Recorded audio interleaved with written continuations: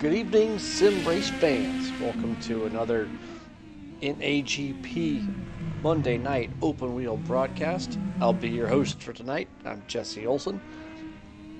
We are at round 2 in Laguna, Seca, California for the second round of this 2018 Indycar Season 35 NAGP Championship. We just started qualifying. Last week's pole sitter and winner, Matt Taylor, is on provisional pole, and we're riding around with him as we speak. Looks like our first hot laps are just starting to go up on the board, and as I say that, Taylor's dropped down from first to fifth, and we've got new fast times going up. So, again, welcome to the second round here at Laguna Seca. For those of you who missed it last week, I'll try to cover a little bit more details about the car throughout the broadcast.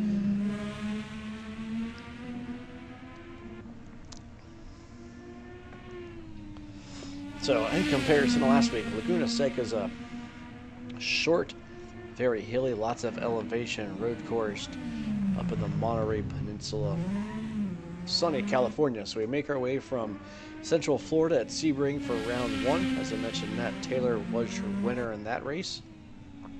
And we've made our way to the west coast of Florida, or west coast of the United States, rather, in Monterey, California, for round 2. So we'll hop on board with a few of these drivers. Looks like Matt Taylor's going to set a lap, so we'll stay with Matt for the moment. Matt goes back to the top of the leaderboard with a 108.265. Makes his way through the, I believe that's still called the Andretti hairpin, or turn 2, rather. Down through turn 3, which is a right-hander, up into another fast right-hander into turn 4. Then Matt will start climbing the hill up here through turn 5. This is an uphill left-hander with some decent pace, and then he'll make the fast, very fast turn 6. This one can be a wild one with that inside sausage there on the inside. Looks like he's clean through turn 6 up the Rahal Straight, all the way to the top of the hill, and he'll enter the world-famous corkscrew. The top of Laguna Seca. It looks like Matt's got a little bit of a problem. We missed it. He spins at the corkscrew, so he's going to have to bail. Let's jump on board with Aaron Parsons. Looks like Ez is in the pits, so we'll switch around, see if we can't catch Kevin Lemansky here. Kevin's just approaching the final corner here, so we'll see if we can get a glimpse of him turning a lap here down the front straightaway. Kevin goes to P2.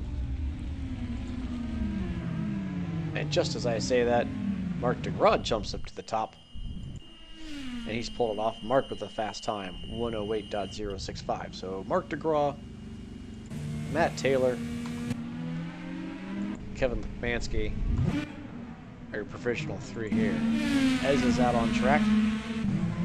He's in P4. Ez has got a 108.559.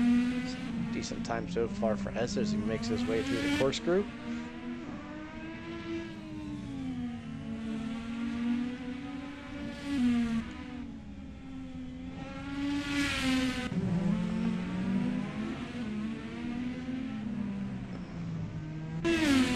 For those of you who don't know, Aaron Parsons joins us all the way from Australia, so he does a good job of managing his internet connection and his ping, but sometimes his car makes some interesting moves on around the racetrack here. But he's been a long time NAGPer, and despite his connection from well, not even across the pond, what seems to be all the way across the globe there, he's managed to keep a steady ping and be able to race with us all the way from down under. So as it doesn't improve his time, looks like that was an out lap, so he's going to stay in 4th. We'll ride along here. Looks like he's 3/10 up in the first sector, so I don't know. As this got his work cut out for him, he's going to make up some time on this lap.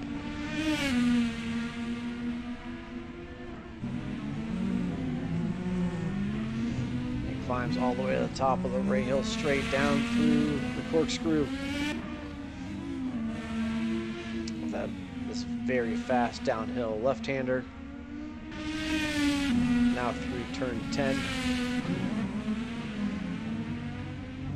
Head all the way to the last corner of the hard left-hander, that is turn 11. And as they got in store for us here. He's a little bit slow. Does not improve his time. It's a 109.102. Let's see if we can catch Brad Marys here. Looks like he's just put in a 109 flat. He might be in the pits. David Zahn out on circuit. So far, David's got a 109.14.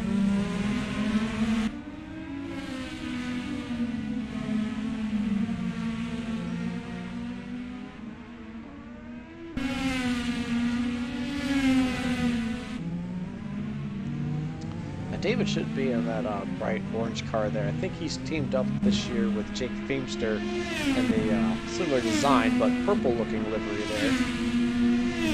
Yeah, it looks like David let his teammate Jake go, who was probably on a flyer.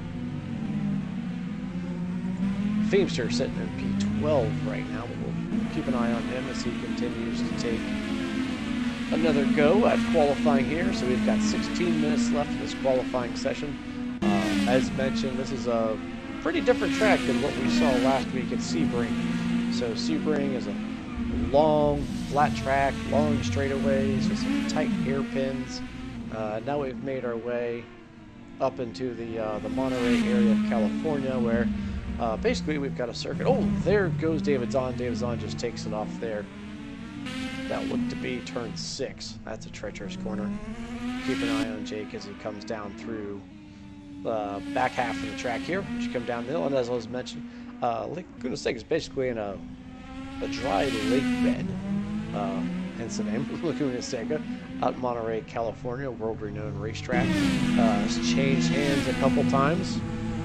Recently was Mazda Laguna Raceway, which I think you'll see on the billboards, but my sources tell me that WeatherTech has picked up the ownership of this track, so we may have some conflict there between what you're seeing on the actual racetrack and what you'll know in real life now as a new ownership from WeatherTech. Of course, they also have sponsored, they sponsor a couple cars in racing. One is in the IMSA circuit, and we're even a sponsor of the IMSA series as well. So let's take a look back up top. Mark DeGraw, where's he out on track? There's Mark.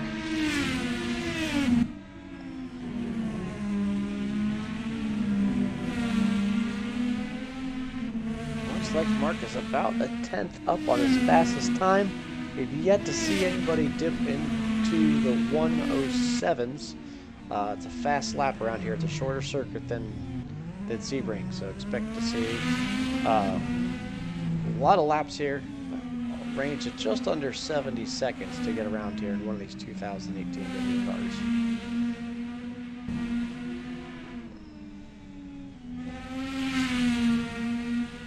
And it looks like Mark has bailed on that lap, so let's hop down here to Philippe Gill, who last week had a good showing.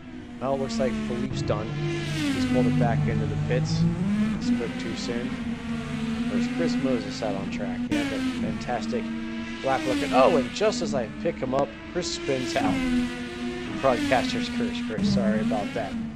Let's try to hop on board. Michael McKenday. We had a good qualifying to last week. He looked to be one of the front runners. And then he was snake bitten. In the first couple laps, he had an off and went further down the order and had to try to recover it the whole night. And I think he ended up retiring from last week's race. So far, it looks like we've got 30 drivers in the lobby, so we should have a full race tonight. Last week we had 32.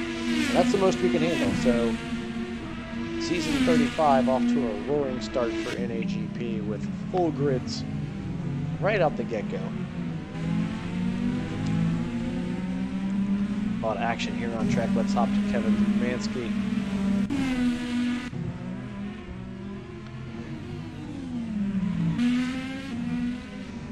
There's in the silver number 1 livery, which looks to replicate just Newgarden's livery. It's previous Indycar champion, so sported the number 1. Kevin was last year's NAGP Open Wheel Season Champion. So looks like the number 1 is a fitting flag for Kevin to fly. Let's see if he's able to improve on his lap time. 1:08.071. Wow, that's close. That's real close. 0.06 of a second separates Mark DeGraw, Kevin McManski, and then just barely under 0.2 for them, Matt Taylor. Should note that Mark DeGraw is carrying 20 kilograms of ballast from last week's finish. Matt Taylor is carrying 30 kilograms of ballast from last week's win. And somewhere out there, I think Philippe Gill, there he is, he's out on track, and looks like he's got to avoid a spin from Kevin Miller. We'll see if that affects his time, but he is a bump at his time. Philippe took 3rd last week, so he's carrying 10 kilograms. So your 1st, 2nd, and 3rd place finishers are each going to get a ballast penalty. And Philippe goes to the top of the grid. 1:07.990. So he's our first person to crack the 108s. Nice lap, Philippe. Top on back down to Michael McKinday, who's taking it off. So just as we took a look when he was up at 10th, Michael spins it out. So unlucky for you there, Michael. We'll hop back to Mark DeGraw, who seems to be even through the first sector. He's running up on a couple cars here. Let's see if that impedes his progress at all, or somebody gets out of his way. Can't tell who that is. Looks like it's Tom Traskell.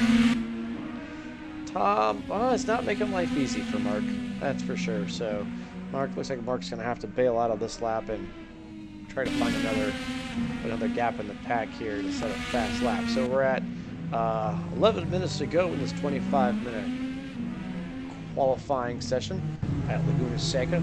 Tonight's race is going to be, I believe, 55 laps. So we'll just have to see how that plays out. So 55 laps at just over 70 seconds a lap. It's going to be about an hour-long race, and these guys should have to make, I think, 2 pit stops. If you weren't with us last week, this replicates a lot of the current IndyCar season. There's 2 tire compounds, an alternate, which is a softer tire, and a primary, which is the regular compound, and drivers will have to do a stint with each compound. Look, last week seemed to be the choices were 1 stint on the primary and 2 stints on the alternates. We'll try to keep track of that tonight as all these drivers look at different strategies to get them ultimately the best finishing place on the track they can get. But each driver is going to have to take 1 of each compound. So some may choose to start on the alternates, some may choose to start on the primaries. We'll see how that works out. Of course, Monterey and Laguna Seca track, infamous for some higher temperatures, and we'll see if the temperature plays a factor here on the tire strategies. Right now, let's hop on board with Brad Marys. Just caught him going by in the black, looks to be a replica of the Rowdy Burns Days of Thunder NASCAR livery. It's sharp looking, yeah, 51 there for Brad. He's coming across start-finish line right now. What's Brad able to do? A 1:08 flat. Great lap from Brad. That's going to take him to P3. So right now, Philippe Gill, your provisional pole sitter, Mark DeGraw, and Brad Marys are your top 3. And Mark DeGraw and Brad Marys are only separated by the time they put their lap up. So same time from Mark DeGraw and Brad Marys, but Mark did his first, so he gets the P2 spot. Kevin Lekmansky is just coming out of the pits. He's in P4. Matt Taylor's in P5. Of course, he's going to be carrying the most ballast this week, 30 kilograms. Michael McKinday, not far off of the 108.2. He's P6. David Zahn having a nice qualifying session, 7th. Chris Moses, there he goes by the cams, 108.3. He's in 8th. Aaron Parsons, 9th.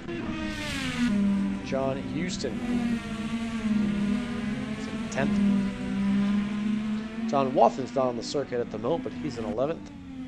Kevin Miller, looks like he's in pit road. He's in 12th. Joel Ekman. Oh, he was 12th. Just got bumped by David Poole, who goes to 12th. Kevin Miller still in the pits in 13th. Joel Ekman in that yellow livery. Indycar 14th. Jake Feimster in the purple car in 15th. Gregory Myers 16th on pit road. Esteban Rodas 17th, now 18th. Josh Slade, he's in 19th. Chuck Carter is in 20th. Tom Traskell, I'm going to call it teal livery, he's 21st. Iggy Jordia's coming by the start-finish line to put a lap in. He's in 22nd. Looks like he just did an out lap. Alan Jacobs in 23rd. Looks like he's found a little bit of trouble out there on the circuit. Santiago Campo, 24th. Mateo Maya, 25th. Brian Story's in 26th. Sergio Calderon, 27th. Lou Mascarelli, 28th. Dale Bowwiggs, 29th. Omar Gomez in 30th.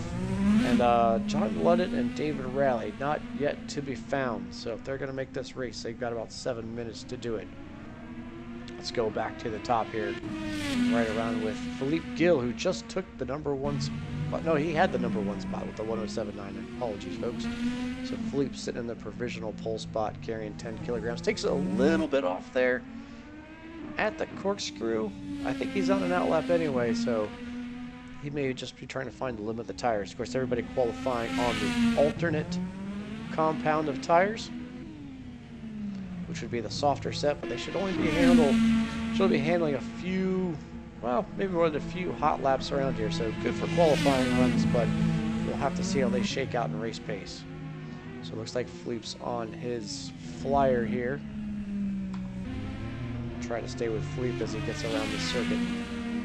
As I mentioned, it's a short circuit, so it's hard to stay with the cameras here. I'll do my best to keep you updated on the commentary as well as the on-track positions. And we're going to have 30 cars tonight. It's going to be a lot of battles everywhere, so keep your eyes peeled. Should be action all over the track, all through this 55-lap race. It's going to go fast. Philippe's down a 10th in the first sector, but let's see if he can find some time here in the second. Takes it all the way out just past the rumble strips, top of the Rahal straight. Trying to make the straightest line possible through there. It's not exactly a straight, but they call it a straightaway. So he makes his way down to the corkscrew. That looked nice and clean, but he lost about 4/10, so I'm not sure if this is going to be the lap for Philippe with 5 minutes to go. And we missed it, but Brad Marys looks like he improved on his time. Now he does have that P2 spot. A 108.014, so he picks up about half a tenth, and that puts him past Mark DeGraw.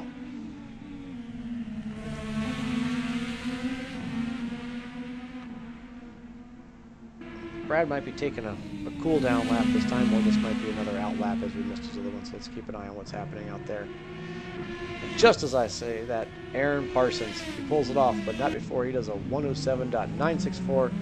That puts us in the pole position. The Thunder from Down Under, as they call him.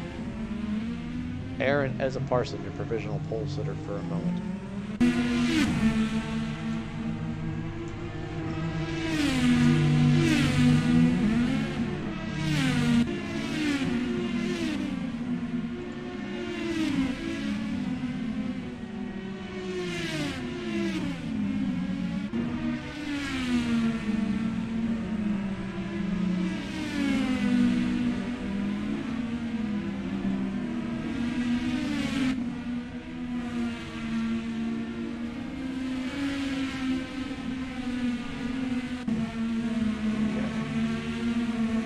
Bear with me, folks. Sorry, I was making a slight adjustment to our broadcast. Hopefully, if I check the right boxes, my mouse should no longer be pointing to everything that I see on the screen. Apologies for that, but I think I've been able to hide that cursor for you, so hopefully that improves the quality of our broadcast. We're learning as we go here, or as I go here. Hopefully somebody will join me up in the booth sometime.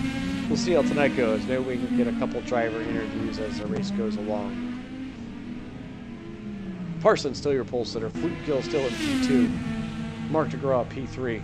All of them have cracked the 67-second mark. all of them at 107.9. And Brad Marys, he's just outside the top 3 here at a 108 flat. Let's see if what Brad's going to do, if he's going to be on a fast lap here.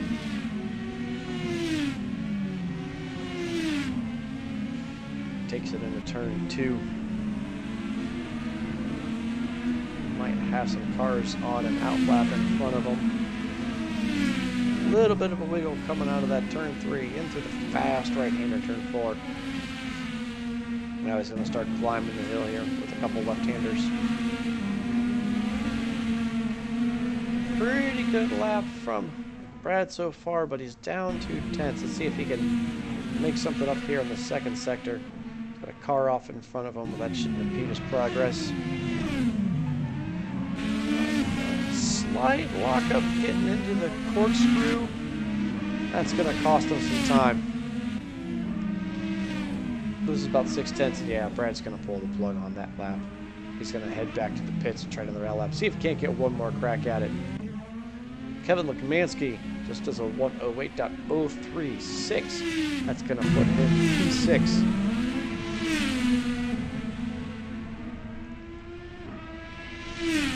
So we have the top 6 are covered by just under a 1/10 of a second.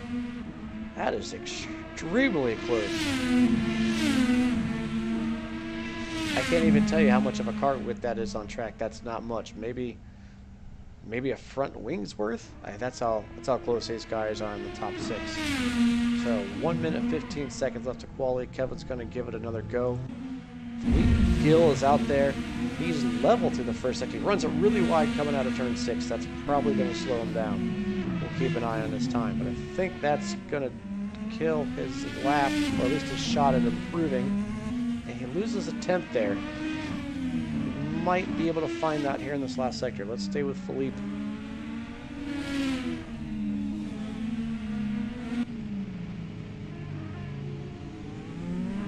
Comes around that last corner. It's slow. He's got to be able to get the power down here. Philippe with a 1:09.503.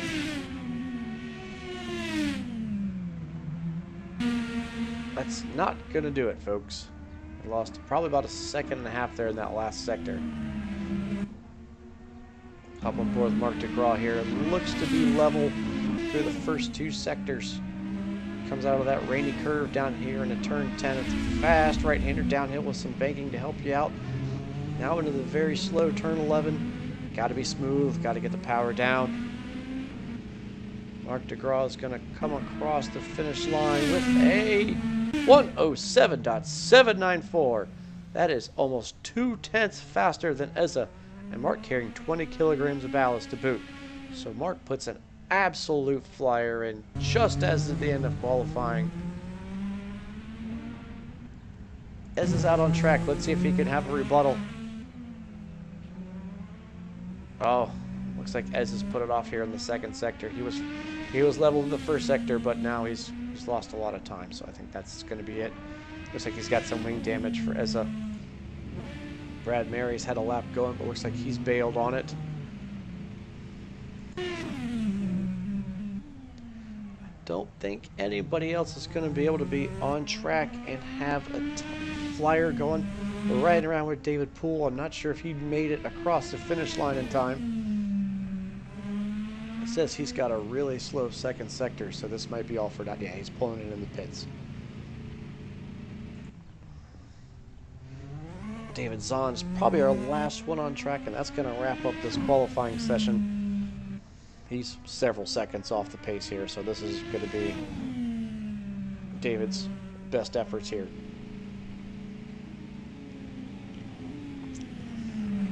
And that's it. Qualifying is in the books.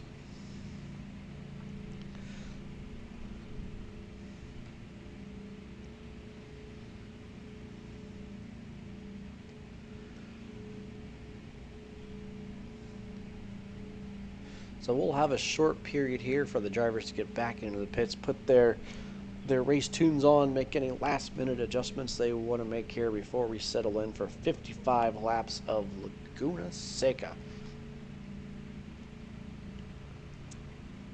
This has got to be one of my all-time favorite tracks, primarily because I've been playing it for so long. Take you through a little trip down memory lane, but one of my first driving simulators was Papyrus Indycar, and this was one of the circuits they had in it, and I remember playing on a mouse and keyboard as a kid, trying to navigate Indycars around Laguna Seca. I learned a lot about the track. Sim racing's come a long way since my first foray into that, but let me just tell you, I think that put me in love with this track, and I've always had a certain affinity for it.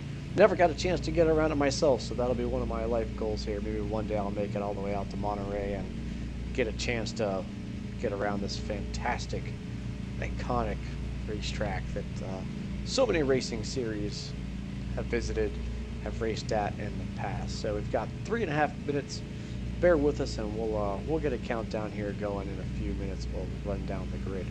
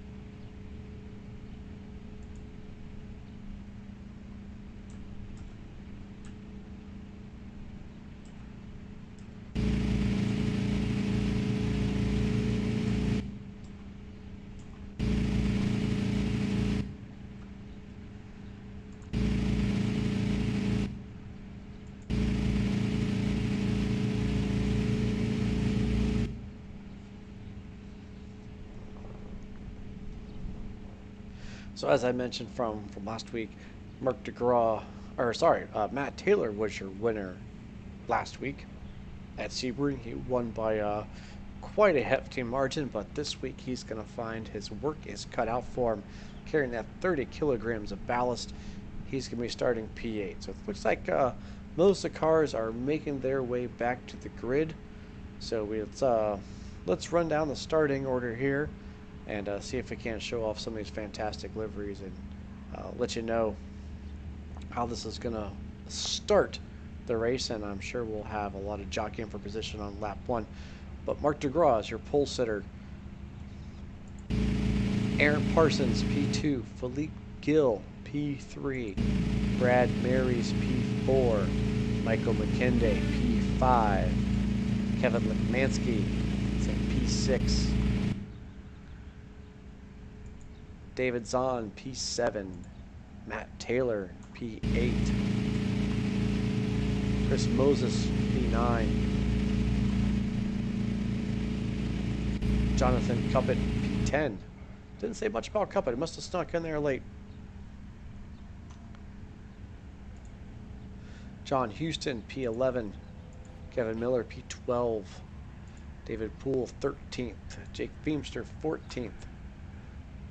John Wathen, 15th. Joel Ekman, 16th.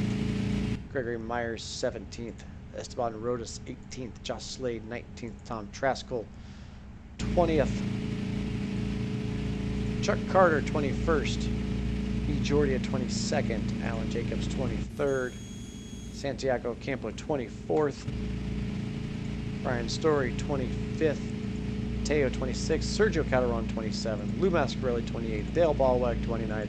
Omar Gomez in 30th. And that rounds out the field, folks. 30 cars. We are just about 15 seconds from green flag. So bear with us, and we'll try to pick up the action as quick as we can.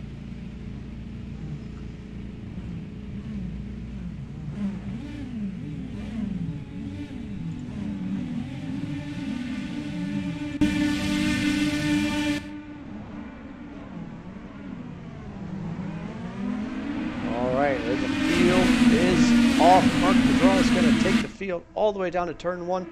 Looks like he's challenged on the outside by Aaron Parsons. We might go 3 wide with Philippe Gill coming through turn 2, the Andretti hairpin. They're double stacked, too wide, as battling for third on back. This is a critical lap, folks. Some people are going to pick up positions, others are going to fall back, others are just trying to keep it clean.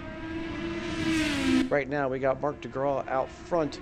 Philippe Gill's taking the P2 spot. Aaron Parsons in P3. And they start to make their way up the hill.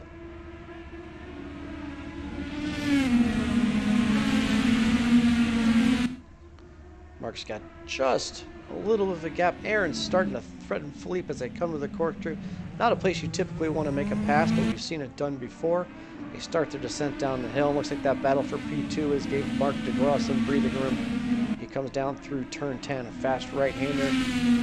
And can you believe it? We're almost through the first lap already. Wow, it's a quick lap. Mark 10 around the last corner, comes down to the main straightaway. And just like that, we've got our first lap in the books. Mark DeGraw is going to lead it. He's got about a second over Philippe Gill. Philippe about another second from Michael McKenday, who seemed to make his way past. Nope, Aaron Parsons taking that spot back. Apologize for that fact. McKenday in fourth. Looks like Brad Marys is in fifth. Kevin Lagmansky's in P6. David Zahn, P7. Chris Moses, P8. Kevin Miller, great start for him, P9. John Houston rounds out your top 10. Looks like we've got one car in the pits already, and that's Mateo. Not sure if he ran into trouble and he's pitting for repairs. We got another car in the pits, that's Iggy Georgia. He's in for, looks like, pit stop. He might be making repairs, maybe some first lap damage for these guys. I'll try to find the action as we get around the track. Right now, it's still pretty nose to tail all the way through Chris Moses for P8, and then they've got a little space behind them there. So pick up Philippe Gill, P3. He's got a little bit of room. All the cars look like they're making it around here to complete lap 2. And it's 56 laps tonight, folks, so it's going to be one more lap than what I said before. So 56 laps tonight, we're 2 laps in. Looks like most of these drivers are on the alternates to start the race.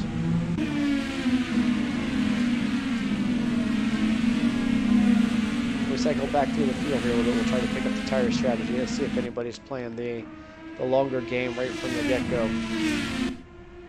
Philippe was under some pressure there from Ezza, but looks like he's found himself about 3/4 of a second space. Let's see if he can reel in Mark DeGraw. Mark's comfortable with about a second out front. Top 3 or 4 start to stretch it out here. You know, Mark DeGraw takes it a little bit wide through the corkscrew, and that's going to give Philippe Gill an opportunity to get a little bit closer. He's now about 4/10 behind Mark. Let's keep an eye on this battle for the lead here. They bunch up as they come into the final corner. Turn 11 there is that probably the slowest corner on the track next to the corkscrew. It's that tight left-hander.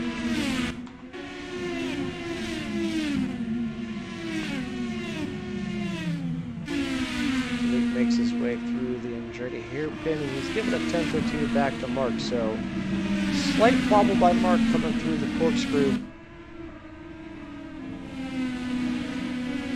Gave Philippe about half a second gap back. It looks like as Aaron Parsons is kicking up a little dust there coming out of turn 4. It's kind of easy to run wide right there. It's a really fast right-hander as you start your way up the hill, so you want to carry as much momentum as you can. Philippe's still holding about half a second to Mark as they come through the corkscrew. That's a much cleaner line from Mark this time around. McKenday has a little bit of a bobble there in the corkscrew. He's going to lose some time. Back to Parsons. So your top 3.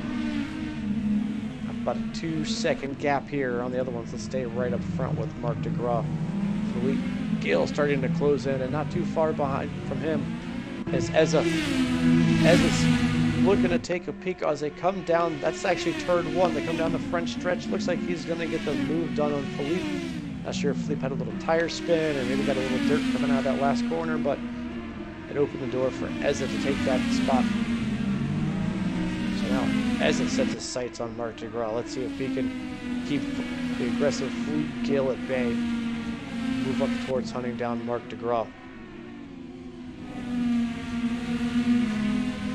And if you followed us last year, I believe it was Mark and Aaron who had one of the closest finishes in NAGP history. In fact, we had to go to the officials to find out who won that race.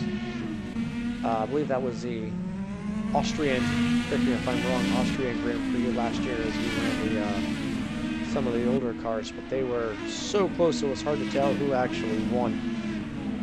Probably less than a tenth separating those two, so as you'd expect, Mark DeGraw and Aaron Parsons battling again at the front of the pack.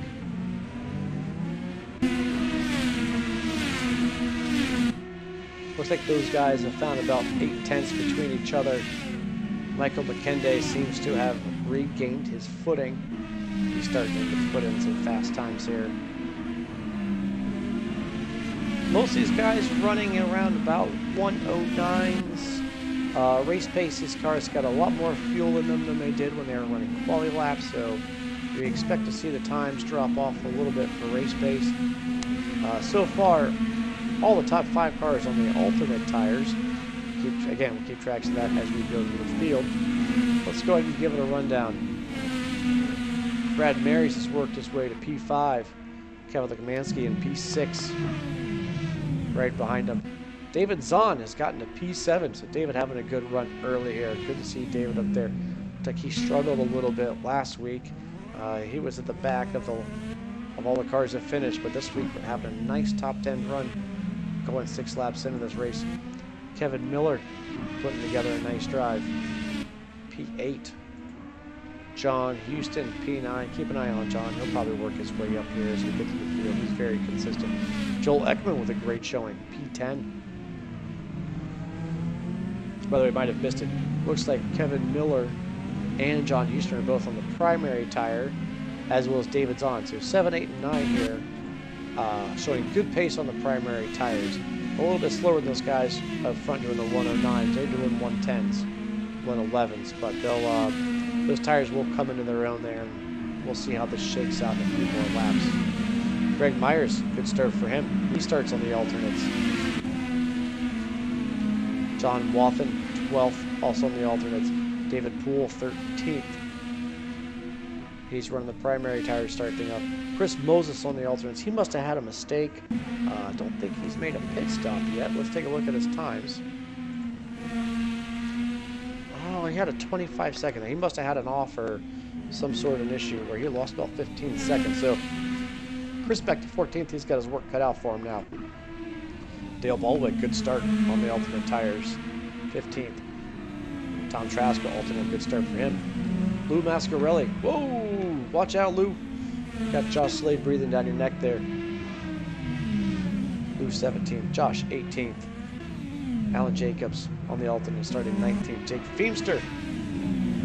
Car looks clean, P20. Wonder if he might have gotten jostled a little bit back there at the start.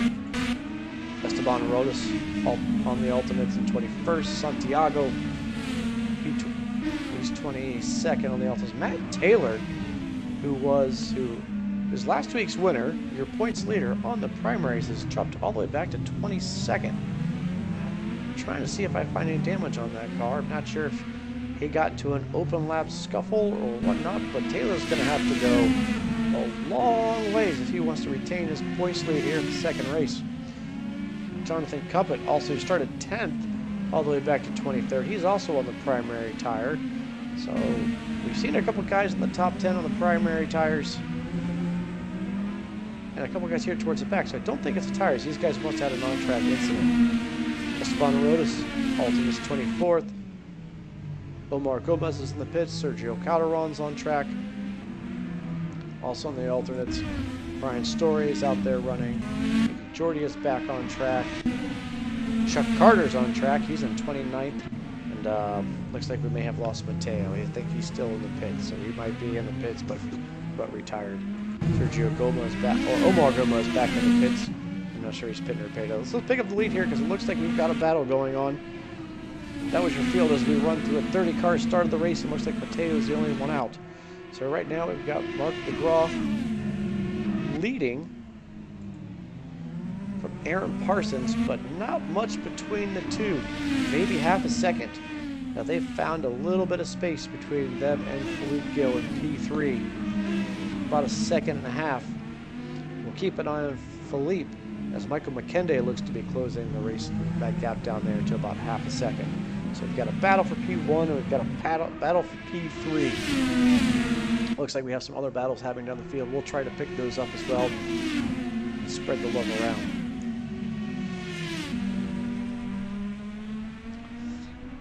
So just like that, we're 10 laps into the Laguna Seca race here. That is 56 laps. Let's see how far these drivers here on the alternates can take these tires, and see if we see any alternate strategies here to change up the on-track position.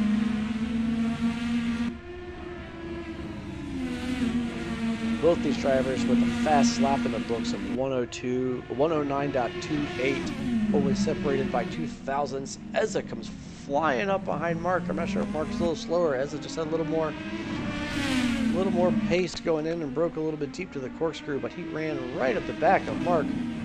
Good job on Ezza to keep it out the back of that car and prevent catastrophe for both of them. I'm sure they want to protect their positions. Mark takes a protective line going into the last corner. I'm not sure if he got a little wheel spin or if he's just cutting the line, but Ezza's got a run on the outside. We'll see if Mark can keep it on the inside. He's going to be on the outside for the next corner. That's going to give Ezza the advantage going in. That's real close going into that tight right-hander. Mark takes a little wide, and I think that's going to give Ezza the room he needs.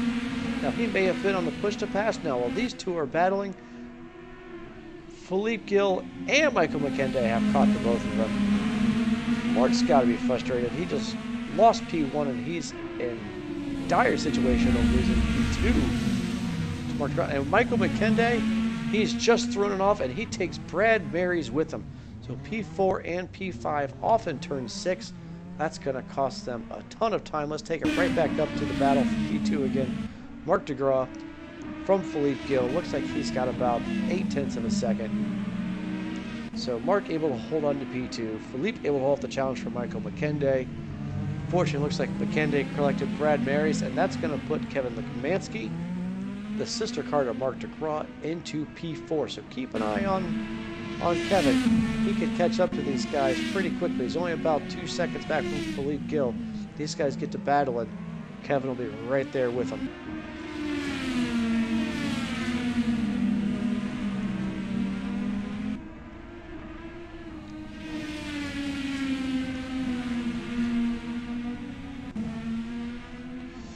Now Mark gets a big run on Ezza as they start up the hill. I'm not sure if he just got a better run out of the corner, if he was on the push to pass.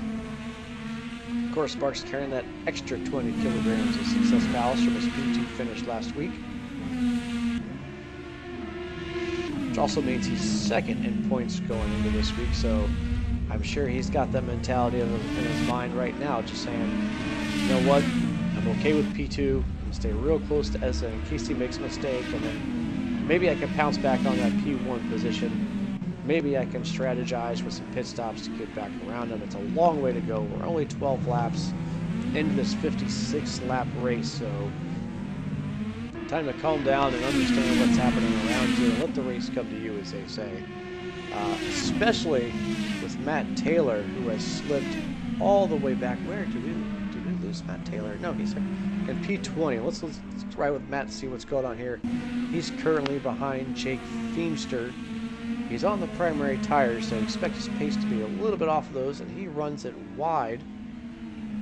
I believe that was turn 5, coming up here to turn 6. Indeed it was. So we've seen Matt run a little bit wide, and I'm not sure if that's a characteristic of the difference in grip from running from the alternates to, folks, to the primary tires. Keep an eye on Mark here. We've got a couple other battles. The battle for P7 is getting extremely crazy. Kevin Miller's in P7. Greg Myers has now run up to P8. Great run for Greg. Greg's got his teammate Joel Ekman directly behind him.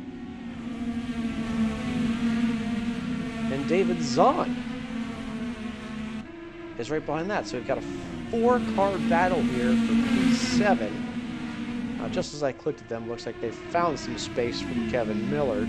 Maybe these guys will settle down a little bit here and just come into the race. Oh, we've got a car off. I'm not sure who that was. Was that David Zahn? It was. David Zahn takes it off at the corkscrew.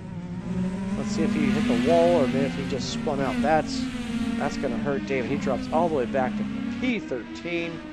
He's having such a good top 10 run. Keep it together, David. He's on the primary tires, so he can hold it together and then maybe find some pace later on the alternates, maybe get a few spots back. Looks like these top 10 cars have calmed down a little bit here. 0.3 of a second separates your leader. Let's run back up front to Eza as they come through the corkscrew. That's a nice looking shot. Big bobble from Eza, but looks like he's been able to keep his foot in the gas, not lose any time. Now that just also may be maybe an inherent problem with his connection. And Eza dives into the pit, so 14 laps in, Eza's coming in for the first pit stop. So we'll see if any of these other guys on the alternate tires start to come in. So 14 laps from Eza on the alternate tires. Puts Mark DeGraw back out front. I'm sure Mark's thinking, I got to get a flyer in here. I got to find some way to make up some track position now. Well, Eza came into the pits. It's a short entrance to pit road here at Laguna Seca, but the exit takes you all the way down and around turn 2. Mark having to defend from Philippe Gill. I'm sure Philippe got a run if that's just pushed to pass, but Philippe took a look around the outside. Mark did a good job protecting on the inside. That's going to keep Philippe at bay just for 1 or 2 corners. Mark's got a little bit of a bobble coming up the Rahal straight. Let's see if that cost him. Very defensive line coming into the corkscrew. Mark's able to hold on to that position for the meantime. Let's see if any of them dive into the pits. We might have lost Philippe Gill, folks. Philippe takes it off, coming out of turn 9. Oh, and it looks like he's gotten in with somebody else. Who is that? I can't see. It looks like another yellow car. It looks like Esteban Rodas. And that might even be his teammate. So teammate on teammate crimes. That's very unfortunate for Philippe. Can't tell if he lost his out. Mark DeGraw's in the pits.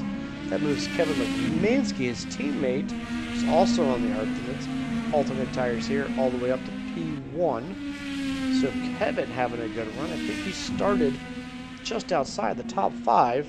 So Kevin Lemansky, last year's series champion, in dramatic fashion, now sitting P1. He's yet to make a pit stop yet. So you folks are aware, Mark DeGraw on track, back to P5. Looks like he did come in and make his pit stop. He did come out behind Aaron Parsons, almost 5 seconds back on Aaron. So whether, whoa, just as we catch Aaron, he runs a little bit wide there at turn 6. Up the hill to the Rahal straight, down through the corkscrew. He's going to be running up behind Philippe Gill, who's in P3. Philippe may have some damage from that altercation. Well, that's an interesting camera angle as they run down the rainy curve. Now we see Gill duck into the pits. He's coming down pit road for service. Lemansky ducks into the pits. He's come down the hill for service. So lots of action here on pit road between laps 14 and 17 for those on the alternate tires. That's going to put Brad Marys out to the lead position here. I don't think Brad has made a pit stop yet, and he's still on the alternate tires, so looks like Brad's going to take these tires as far as they can go.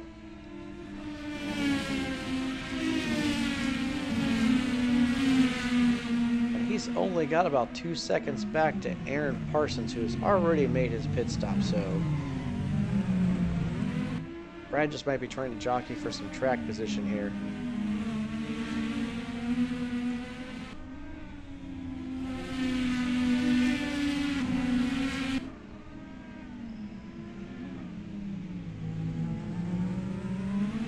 Brad's going to take another lap. So Brad Berry is going 18 laps on the alternates. I wonder if he can do two 18s and a 20 on the primary. This is going to get real interesting. Or maybe he just saves a second set of alternates for a mad dash for the cash at the end. Maybe 10 hot laps where he can really stretch the tires.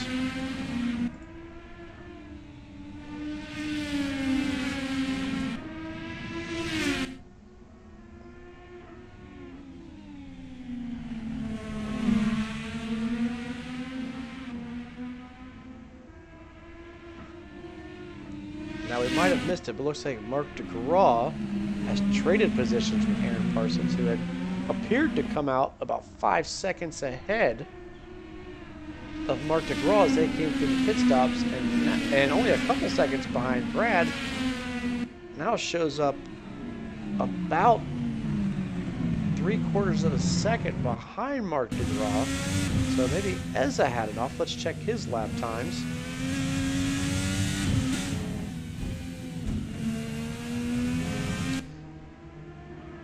Eza had his last lap was a 1:19. That's 9 seconds slow. He must have had an off there, folks. But he's right up behind Mark DeGraw again, so this will be your lead battle as soon as Brad comes. Oh, looks like Brad has came into the pits. And there's Brad leaving the pits, so Brad Marys has made his pit stop. So it looks like most of your leaders there on the primary tires have made their pit stops. Kevin Miller's out on circuit. He's still on the primaries. He's gone 19 laps on the primaries, so keep an eye.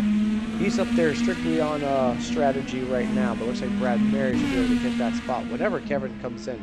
So keep an eye on what Kevin can do throughout this race. See if he can use some strategy to get him some track position. Let's take a look here at the times for Kevin Miller. Yeah, running consistently in the 111s, a couple 12s there, so good laps from Kevin on the alternate tires there. Or sorry, on the primary tires. And just like that, wasn't paying attention. And guess what? Aaron Parsons has gotten right back by Mark DeGraw. Apologies for missing that one, folks. It's a hectic race out there. And now Mark is under pressure from his teammate, Kevin Laguna.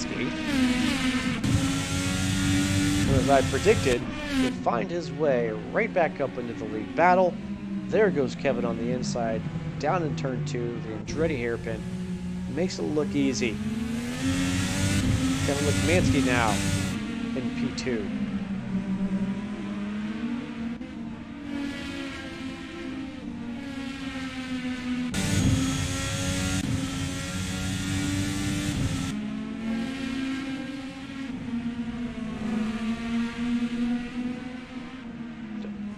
Eza's got about 2-second gap back to Kevin Lukmansky, who's now put about 8/10 back to Mark DeGraw.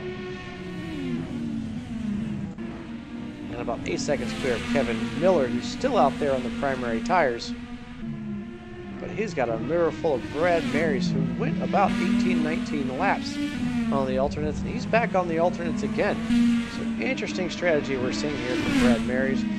Clearly, he's going to have the grip level over Kevin, and he gets around him on the outside of the rainy curve. That's not a very typical pass, but he gets it done. Philippe Gill spot his way back to P6, making a look for P5. Philippe Gill also on the alternate tires, so just like that, Kevin Miller goes from P4 to P6, but nonetheless, great run for Kevin. He's out there dicing it up with the top 5. Making a long run of these primary tires. So Aaron Parsons, your leader right now, he's back out on the alternates for a second stint. About a 1.5 clear from Kevin Lukmansky, also on the alternates. Mark DeGraw took the primary, so that may be another reason that Aaron and Kevin were able to get back. So maybe Mark's just buying his time here in the primaries, knowing that he's got another set of alternates sitting in the garage waiting for a hot stint. Brad Marys also takes on the alternate. So let's keep an eye there. Brad's about 9 seconds, maybe 12 seconds back from Mark. So he's got a ways to go to get there. But if anybody can put his head down and turn in the hot laps, it's Brad Marys. Philippe Gill also on the alternates. P5. Not too far back from Brad Mary's there. So that's your top 5. Parsons, Mansky, DeGraw, Marys, and Gill. Kevin Miller has just entered the pits, it looks like. See if I can get a camera to pick him up on pit road. Fortunately, I can't, but Kevin Miller finally makes his first stop. That's going to bring Michael McKenday into P6. Michael had a good run going there. Nice, strong top 5 run until an unfortunate incident where I think he might have gathered either his teammate or another car. It's right around with Philippe or Michael right now. Michael came in and took the primary, so his lap times are going to be a little bit off of some of those, like Philippe and Aaron, who took the alternates for their second stint. Kevin Miller comes out on the alternates and P7, so a nice clean stop for Kevin. Pops right back out in front of Chris Moses. Looks like they've got a lap car between them. That might be Esteban Rodas. Chris Moses has pitted. He's back out on another set of alternates. He gets by the lap car and now sets his sights on Kevin Miller. So let's keep track of what Chris Moses is able to do here. He's got about a second and a half to get to Miller. John Wathen, as you expected, nice clean run. Another set of the alternates in P9. And Greg Myers, the taxi driver, on the primaries now. He started on the alternates, I believe. So Greg's out there putting in the long stint on the primaries. And he's got a nice little 10-second cushion to Tom Trasko, who's having a great drive out there in P11. Tom's keeping his nose clean. He's on the primary tires, putting in the steady laps. Now he's under real pressure here from John Houston and Joel Ekman, and those are our last cars on the lead lap. So let's watch them as they come down the front stretch, see if anybody hops on that push to pass. John Houston's real close. He's going to take a look down the inside of turn 2 into the Andretti hairpin. Stays wide. Nice job, drivers, getting through there clean. Houston takes the 11th spot. Trasko slips back to 12th, and now he's under pressure from Joel Ekman. John Houston is on the alternate tires, so we expect John to have some fresh tires there. Looks like Tom's pulling out of the way a little bit. He's going to let Ekman by. Not sure what that's about, but the leader's right behind him, and now we've got a car off. I missed who that was. Let's hop on back on board with Eza here. Eza gets around Tom. And now he's going to make his way up to Joel Ekman. So 30 cars started the race, 25 still on track. Just 12 cars on the lead lap, and we're about to lose another one in Joel Ekman. Looks like he's getting out of the way of the leader. Oh, nope. They're really close going into that last corner. Now he gives way. As it clears on 11 cars on the lead lap.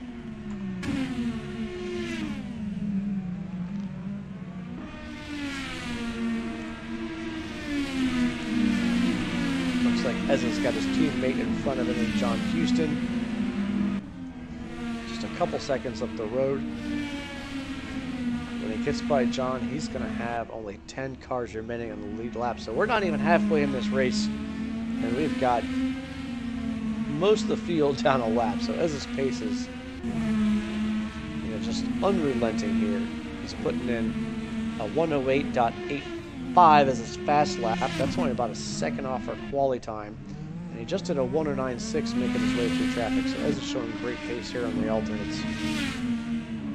No ballast on that car for Aaron Parsons this week, so he's out there making the best of the situation.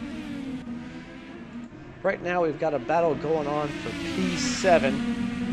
Chris Moses has cut that second and a half gap down to about half a second. Both of these drivers on their second set of alternate tires.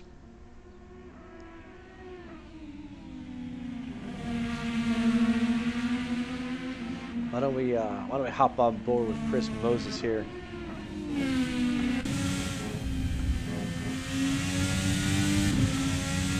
See if we can't get a driver's perspective. He's lost a little bit of time back to Kevin Miller as I was switching cams there. Not sure if he had an off or a bobble. And he's got a work on cutting that gap back down. Kevin looks like he does have pace. Chris's best time of a 1:10 flat versus Kevin's best time, which was last lap, of a 1:10.5. So Chris can give him the better laps here. He'll close that gap by about half a second left. Just as I mentioned that, Kevin Miller sets his fast lap to a 1:09.9, so that's where he was able to pull that gap a little bit on Chris Moses, since he lost about 7/10. You see Chris fighting that wheel coming out of that hand-driven hairpin. Tough to get the power down on these cars. Lots of horsepower and less aero than these Indy cars have had in the previous season. Makes for a handful of some interesting racing.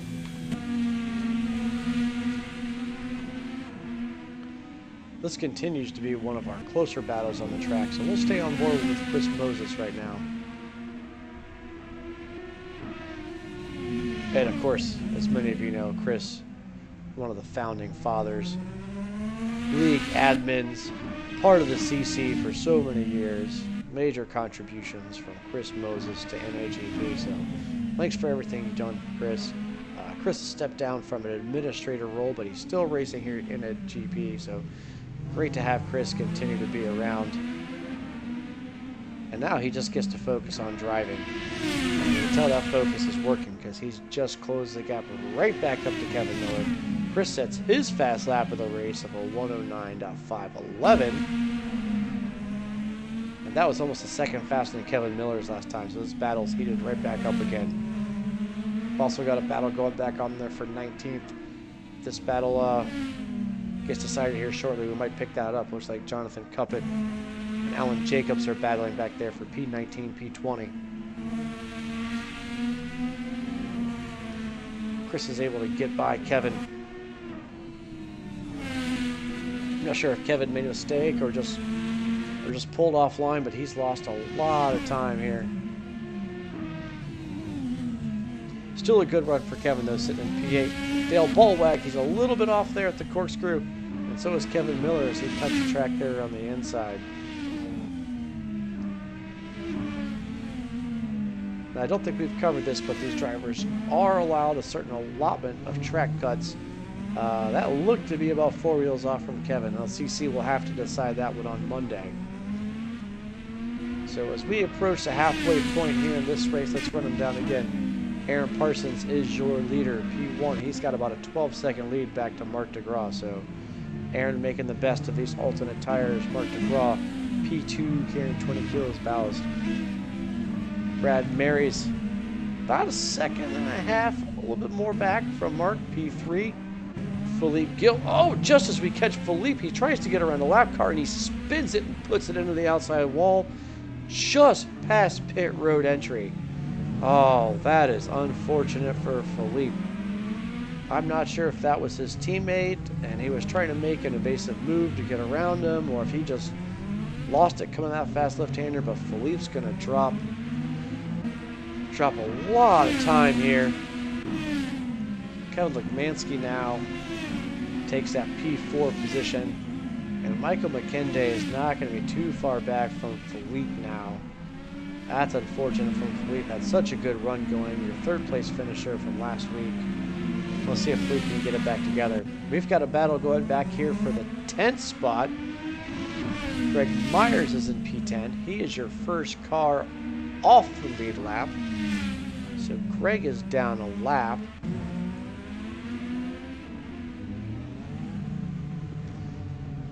As he rounds the last corner there, John Houston's hot on his tail. Let's see if John gets on that push to pass, see if he's able to pick up that extra 50 horsepower.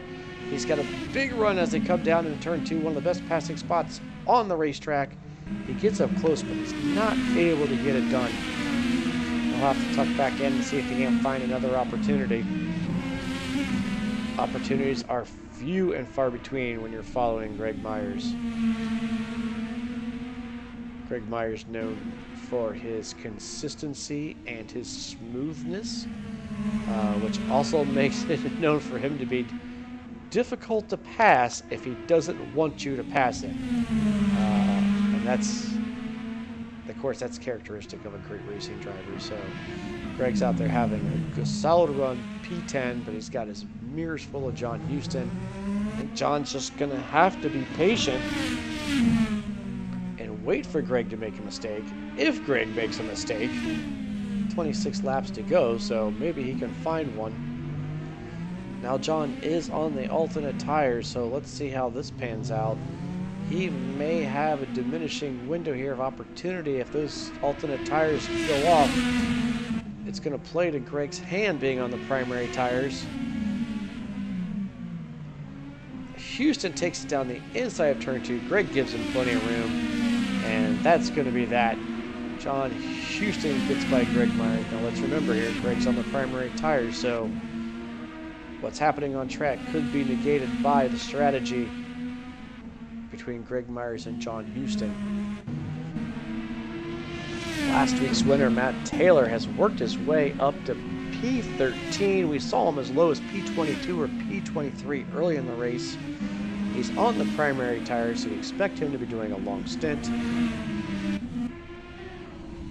Mark DeGraw has taken over the lead. I gotta think that Aaron must have came into the pits. Let's check his lap times. Ezza with a 1:26 on the last lap. That was right that 30 mark, and he was on the alternates. We've seen these guys do about 15 laps on the alternate tires, so we gotta think that was a pit stop.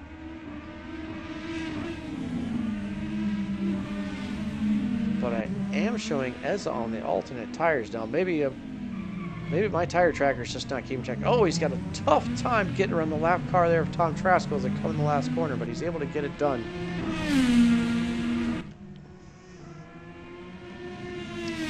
Let's keep an eye on Ezza. I'm not sure if that was a pit stop, folks, or if Ezza had a problem. If it was a pit stop, he's still got 24 laps to go, so maybe it's another stint in the primary tires. I'm not sure. We'll stay with it.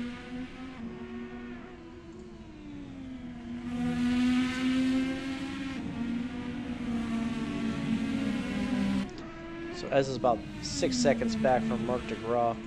Kevin Lekmansky. You've lost Alan Jacobs. Alan Jacobs is out. That puts us down to 23 cars still out on the racetrack. We started with 30, so we've lost 7 cars, including Alan Jacobs, Esteban Rodas, Santiago Campo, Omar Gomez, David Poole, Brian Story, and Mateo Maya. Kevin Lekmansky comes in the pits. So lap 32, lap 33, we're starting to see some of these alternate two-stinters start taking another pit stop. Mark DeGraw is still your leader. He's on the primary tires. So if these guys are able to get 15 to 18 laps on the alternates, we got to think they can probably do about 25, maybe? 25 laps? I'm not sure. Let's see how this plays out. 25 laps on the primary tires.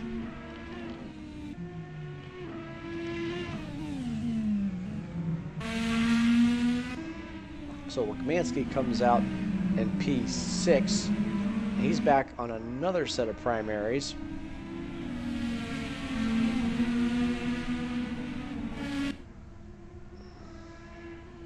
That's the lap car of Jake Feemster behind him.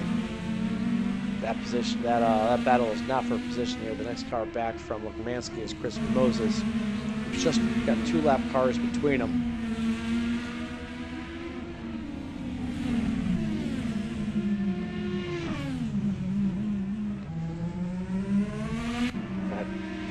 Aaron Parsons just set fast lap of the race with a 1:08.491.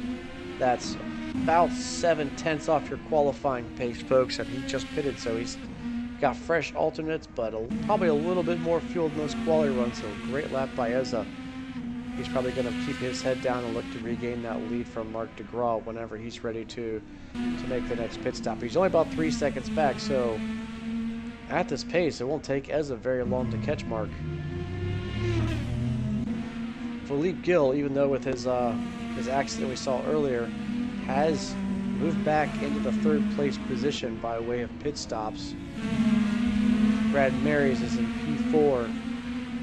Michael McKinday in P5. Chris Moses in P6. He has caught and got around Kevin Lagmansky. So I'm wondering if Chris is at the end of a fuel run here with the alternate tires, looking to lay down some fast laps. He does a 109.8 on his last one to Kevin Lagmansky's way off pace, 117.9. Kevin must have had an issue. Not sure if it was getting around the lap cars or whatnot, but Chris is making his way around Joel Ekman right now, who is about a lap and a half back from our leader. Chris made a little bit of a twitch there. Wasn't sure if he was positive about that move going into that corner or not, but Chris able to get around Joel. He's about 11 seconds back from Michael McKinday, who's about 2 seconds back from Brad Marys. So Brad and Chris, your longtime NAGP administrators, founding fathers, CCT members, teaming up this year with some great liveries, obviously inspired by the Days of Thunder cars of Rowdy Burns and Cole Trickle here. Great looking liveries, and those two guys putting in a tremendous team effort here for P4 and P6. But the only other team doing better is going to be that team of Mark DeGraw and Kevin Lagmansky running P1 and P7 right now. Of course, Mark doing the long stint on the primaries here. He's only got about a second to Aaron Parsons, so wonder what Mark's going to do. Is he going to come in? Is he going to try to fight Aaron for a few laps and see if maybe he can't hold him up and then make a pit stop? Ezzo was a second faster that last lap.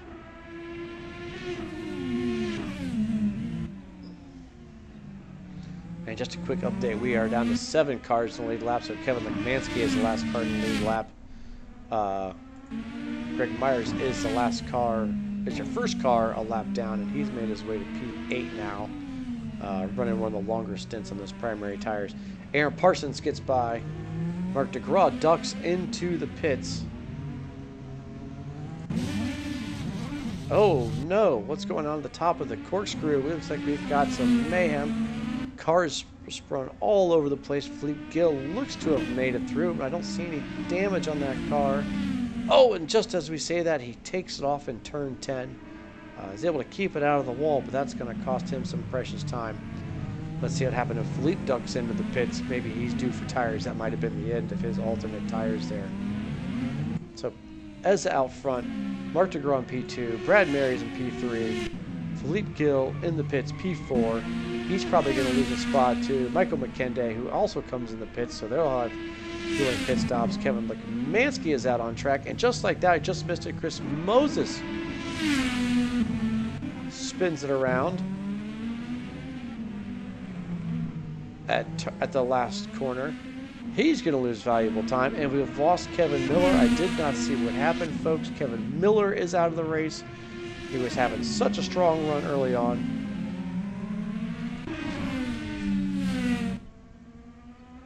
Right now, it looks like we've got a battle between John Wathen and John Houston.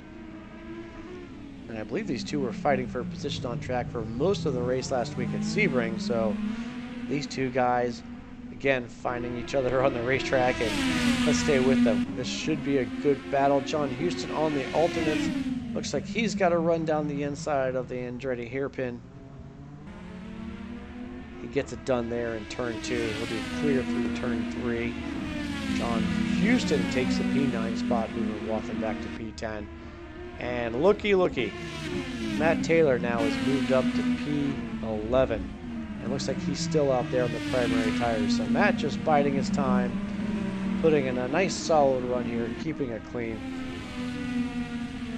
Well, keeping it clean from what we've seen. We know he had a rough start, but looks like he's been able to put his head down and grind his way back up the field since then. He's not too far back from John Wathen here. So watch John Houston get a big tail wag there. coming out of the corkscrew. So let's hop back up front with your leader, Aaron Parsons. Again, on the alternate tires. He's out front, clear from Arctic Raw by a good 30 seconds. So I have not seen if Aaron has taken the primary tires yet. Maybe he's going to run these alternates right to the end and do a short stint on the primaries, which may technically be legal. He's got a 30-second gap right now, and that might just be the difference, especially if he can put in some fast times here while he's got the alternates on. We'll have to see how this works. Now, in case you guys missed it last week, new for this season with NAGP is the enforcement of a 2-compound policy. So these drivers do have to take a run on the alternates and a run on the primary compounds at some point in the race. Now there's just one set of each, so it's possible to run as 2 or 3 sets of the alternates and only take a set of primaries to comply with that policy. The other new rule change for this year is the enforcement of pit speed limits. We haven't had those before at NAGP, just sort of due to some software challenges. It's been really tough to regulate that, but David Zahn's come up with some fancy software and applications to be able to monitor those pit speeds. Last week we had numerous offenders in the pits, but the CC deemed that all the violations of pit speed limits, both at entry and while on pit lane, they gave everybody a mulligan on that, so none of the penalties were enforced. It was sort of a, hey, pay attention, now you know type situation, but this week penalties will be enforced. So any driver caught speeding on pit lane can be subject to varying types of punishments depending on how severe the infraction is. I think under a few mile an hour over is a warning, and then the penalties go up from there. You can visit NorthAmericanGP.com to get the rule book and see what the exact penalties are. I'll leave it to the CC to describe how this penalty works. They've outlaid it pretty well in the handbook for this year. But some of those penalties are time-based, either in the form of, I think, 10 or 20 seconds, depending on the violation. And some of those penalties can even cost you a lap or maybe even disqualification from the race. So tricky. You got to pay attention to your pit speed limit. Luckily, this week we're at Laguna, Seca, which has a very tight entrance to pit road. So it's going to be hard for them to pick up the speeding into pit lane, but pit lane is very long here, and you do have to abide by the speed limit for the entire pit lane, at least down to the exit of it, until these guys can pick up the gas. But then they've got to follow that pit lane all the way through the second corner. You can see where it comes out, so while the entrance to pit lane is pretty slow, the exit is pretty fast, and they do have to follow that pit lane all the way around through turn 2. So once the race is over, the CC will have a look. David Zahn's application will track all of those violations, and the results from tonight's race will be unofficial until the CC's gone through all the violations, if we have any. So keep that in mind as we go over here. These guys have to pay attention to their pit speed limit, and they have to take both sets of compounds. Last week there were a few violators of the compound rule. Again, those violations were forgiven. Everybody got a mulligan for the first race, but it's definitely being enforced here in this race. We're riding on board right now with Chris Moses, who is protecting his position from John Wathen, both on the primary tires here. So this is a race 4 position, both drivers on the primary tires.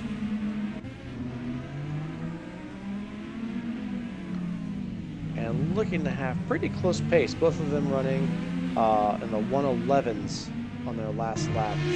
Wathen's a little bit faster, about 8/10, and then they swap laps this time around. So Chris Moses, P8, protecting from John Wathen in P9. Looks like Jake Feemster has entered the pits. He's losing some track position. We'll hop back on board with Moses. Matt Taylor has entered the pits. Looks like he's going to finally end his stint there on the alternates with 13 laps left. So I got to think, oh sorry, he was on the primary, so I got to think he's going to take us into the alternates and run to the finish here. Parsons still got about 33 seconds from Mark DeGraw, P1 to P2, and almost a full minute back to Brad Marys, who's now cycled up to the P3 position, doing his stint on the primaries. Michael McKinday not far back from Brad, maybe about 3 seconds. Philippe Gill now in P5. He's had a kind of an up and down night. He's put in some really fast times, a 109 flat. He's had a couple off-track excursions, especially there around turn 10, but he's right there on the top 5. He's on the primary tire. It looks like he's got a little bit of wing damage, and that might be holding him up because Kevin Lekmansky is starting to reel him in.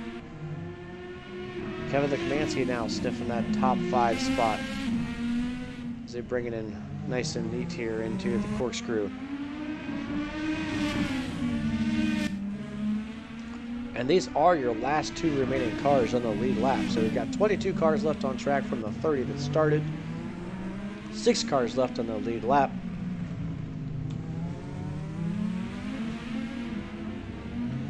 Philippe and Kevin Lekmansky having a run down the main straightaway here again into turn 1. Lekmansky might be on the button. He takes a look on the inside. Philippe squeezes him down, and they might have contact. I think they touched. It looks like there was contact between Philippe and Kevin. Oh, that's unfortunate. You hate to see that. Aaron Parsons has ducked into the pits, folks. I can't pick him up in the pits due to my camera angles. Looks like he's coming out of the pits just now. He comes around the exit of the pit lane. As you can tell, it's all the way tight of turn 2. And he's only going to lose about 20 seconds. Now, I'm showing Ezza on the alternates again. I may have missed it, folks, but I have not seen if Ezza has taken the primary tires. That would be a huge oversight from Ezza. If he hasn't, DeGraw is on his primary tires. I think he's good to go to the end, but now he's 15 seconds back rather than 35 seconds back from Ezza. So Ezza loses about 20 seconds coming down pit lane. Still 6 cars on the lead lap. McKinday about 25 seconds back from Mark DeGraw. He's on the alternates. He's probably going to have some pace on Mark, but that's a long ways to go with there only 11 laps left here. Not sure if he's going to be able to catch him. Kevin Lekmansky is now up to P4. Brad Marys must have either had a pit stop or must have had an issue because he's fallen from a P4 to P6. Let's take a look at some of Brad's times. Last lap was a 134.79, so I'm not sure if that's a pit stop. It's about 24 seconds. That may be a pit for Brad Marys. Brad's usually the strategy wizard. We got a car facing the wrong way. I think that's Houston's at Wathen. Yes, John Wathen facing the wrong way coming out of turn 2 there. Fortunate for John, he's in P9 now. Looks like Moses has snuck by for P7, so he's right behind his teammate. Brad and Chris running P6, P7.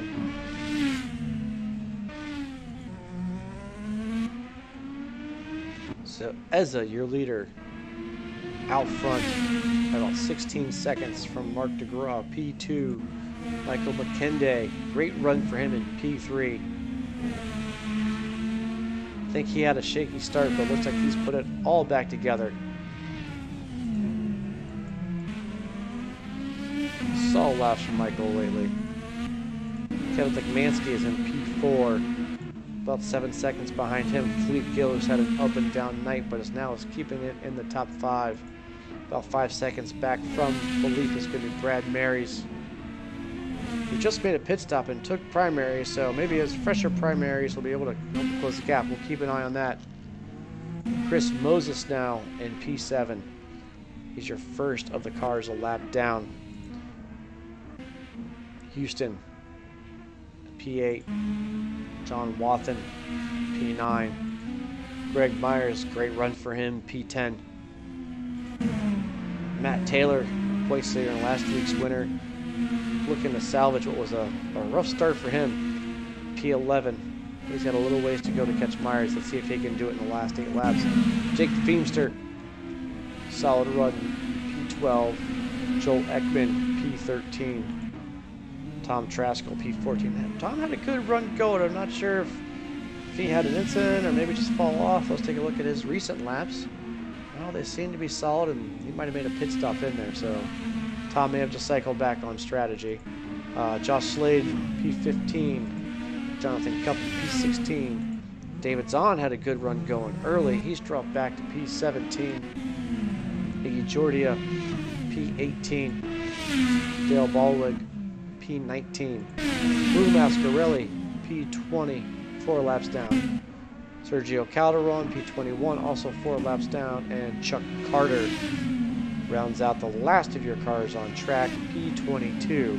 Remember, 16 drivers get points, so David Zahn just on the cusp of missing out of a vital point for tonight's race. Let's hop back up with Philippe Gill. He's got now just under 4 seconds back to Brad Marys.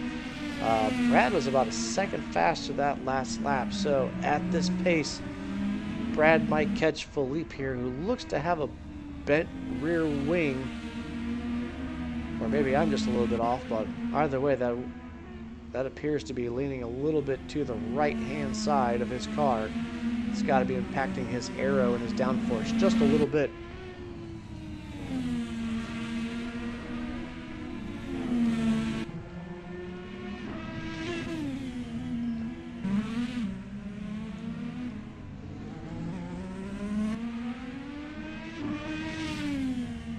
Keeping an eye on this gap now, and it looks like Brad may have lost a little bit of time to Philippe on this lap. I'm not sure if he had a bobble or an off, but we'll see what Henry comes across the line, what kind of lap time Brad puts in. But he was about 3 seconds back. Now it looks like he's a little bit closer to 5, so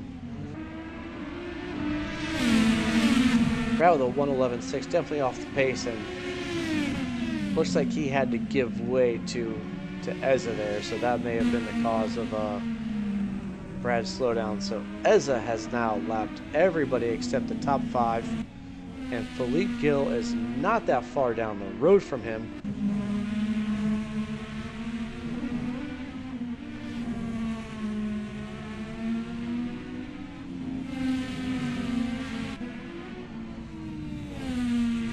Let's hop on board with Ezra right now.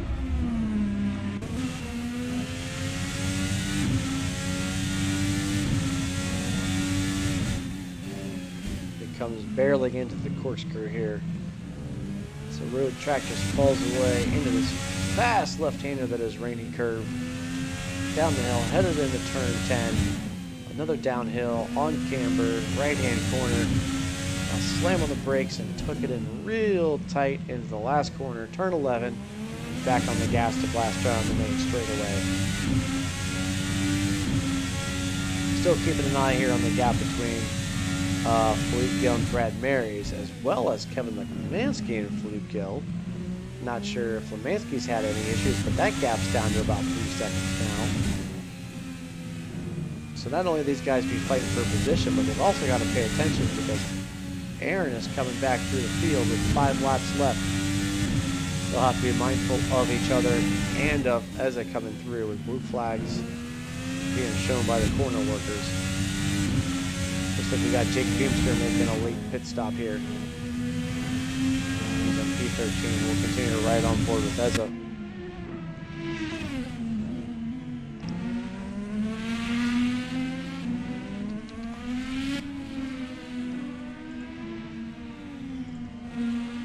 Ezza just putting in consistent laps, 109s. Even a 108 just 2 laps ago.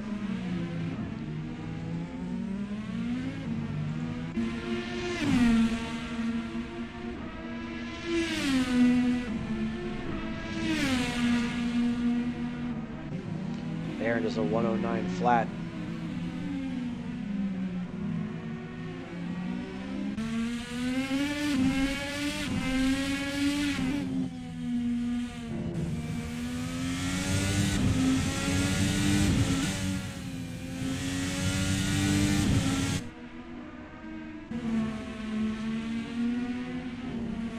Back on board, Brad Mary's here, who looks like he's fallen back from our leader a little bit. I'm not sure if Brad's just biding his time and spreading it out for a P6 position, or if he's going to push to try to catch up to Gill.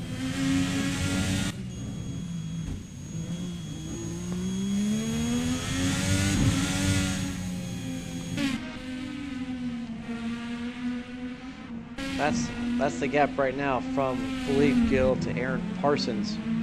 Philippe, the last car in the lead lap in P5. He's going to have his mirrors full of the leader right here on the front straightaway. As it's coming up quick. Philippe is closing in slightly on Kevin Lagmansky, about 2/10 faster on that lap.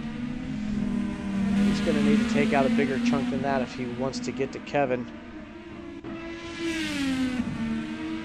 He's going to have to give Ezza some room here.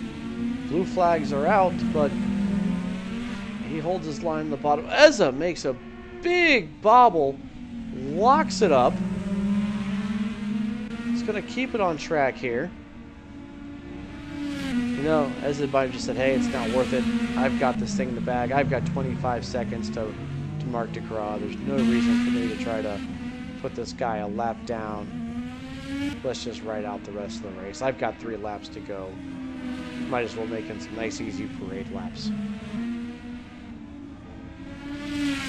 That did cost Philippe some time as well, as he was holding that line.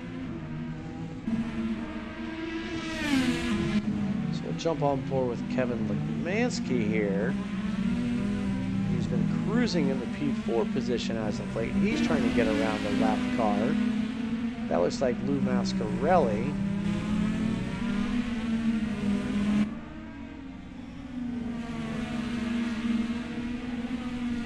Let's see if Lou gives him an opportunity to get by. Well, there he is. Lou runs it wide. Good on you, Lou. Kevin slides through. He's got about now just under, oh, maybe a little bit more, 3 seconds back to Philippe Gill.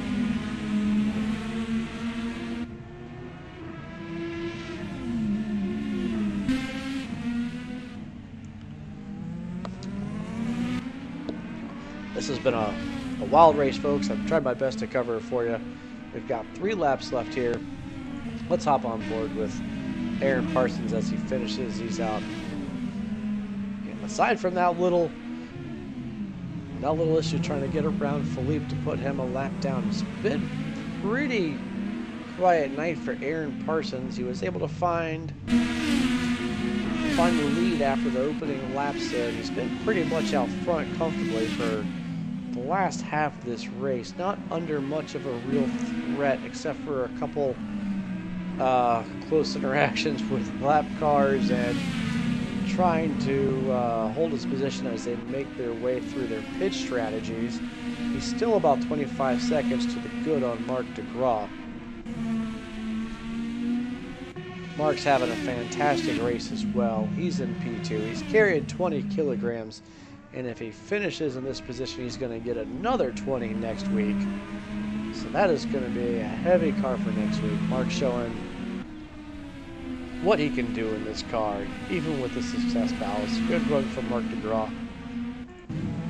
Michael McKenday, rough start for him, but he's clawed his way back to P3, putting in some great laps here. McKenday had a great qualifying session at Sebring, but just had an abysmal start to the race last week as well, and wasn't able to make up ground. So good job here by Michael to to regain that track position from the start that he had. Aaron Parsons is showing in the pits. I'm not sure why Aaron is in the pits. Is he in the pits? Is he grabbing primary? He's grabbing the primary tires with 1 lap to go. I guess by rule that's going to put him clear, but all of a sudden, that's going to put Kevin Lekmansky 2 seconds back. Unfortunately, a lapped car between them. I'm sorry, not Kevin Lekmansky, Mark DeGraw. But Mark's got a lapped car between them. He can't get to Aaron Parsons. Aaron's going to do his outlap on cold primary tires. It's going to be the final lap of the race. Chuck Carter's is in the way of Mark DeGraw, who's now lost 2 seconds, continued to lose his time, as there's an on-track battle happening right behind him between Chris Moses and John Houston. As is just remember, let's keep an eye on this. Chris Moses, John Houston, they're all in the brakes, they're all in the binder. Slow Jake Feemster's lost it in the last lap. These guys come across the finish line. Mark DeGraw takes second. Chris Moses holds on for John Houston for P7. I'm sorry, missed them as they came across the finish line, folks, but that was a dramatic end to the race. Your final podiums are Aaron Parsons in first, from Mark DeGraw in second, and Michael McKenday brings it home in third. Kevin Lekmansky just outside the top 3 with a P4 solid run by him. Philippe Gill, P5, and Brad Marys finishes P6. Brad may have gotten his lap back by that last stop by your leader, Aaron Parsons. And that's going to round it out. 6 cars finish on the top lap there. 22 cars finish the race. What an exciting round here. Let's see if we can go try to find Mr. Aaron Parsons.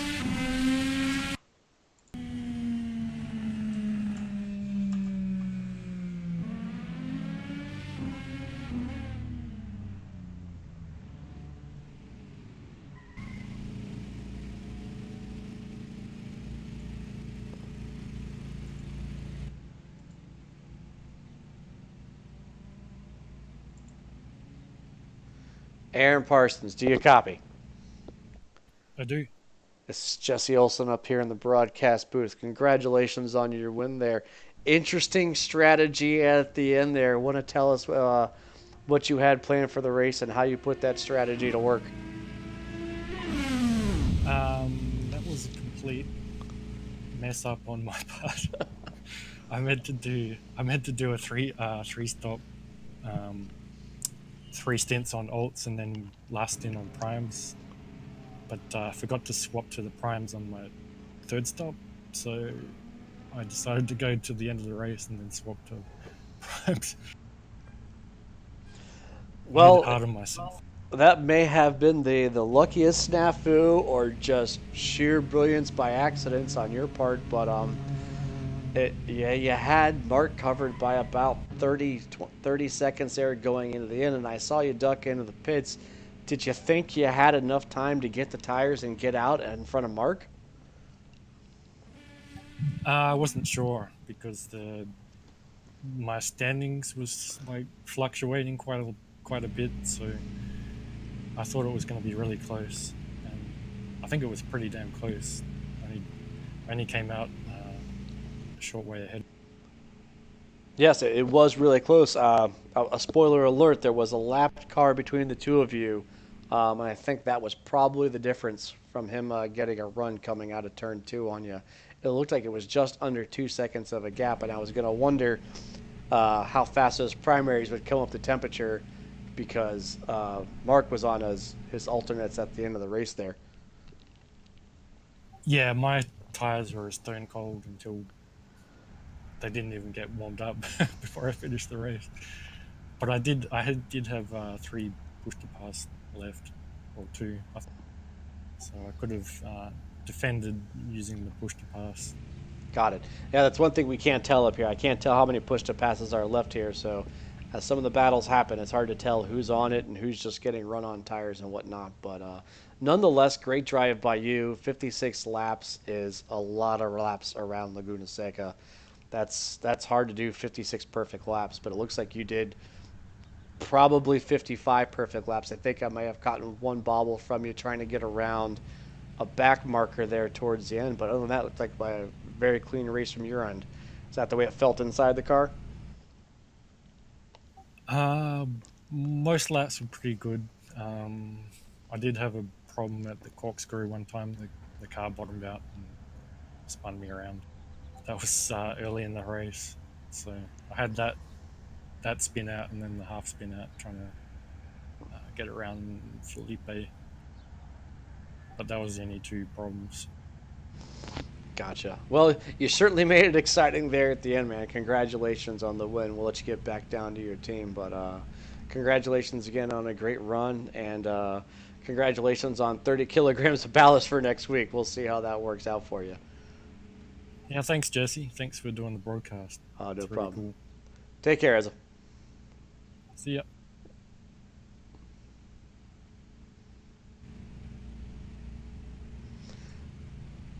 And that's going to wrap it up for our round 2 at Laguna Seca NAGP Season 35. Aaron Parsons is your winner from Mark DeGraw P2, and Michael McKenday takes P3. I'm Jesse Olson, calling the shots and operating the cams. Hope you guys enjoyed that broadcast. We'll be back again next week. Same bat time, same bat channel. We'll see who joins me in the booth, or it might just be me operating solo. Until then, have a great evening. Take care. Bye-bye.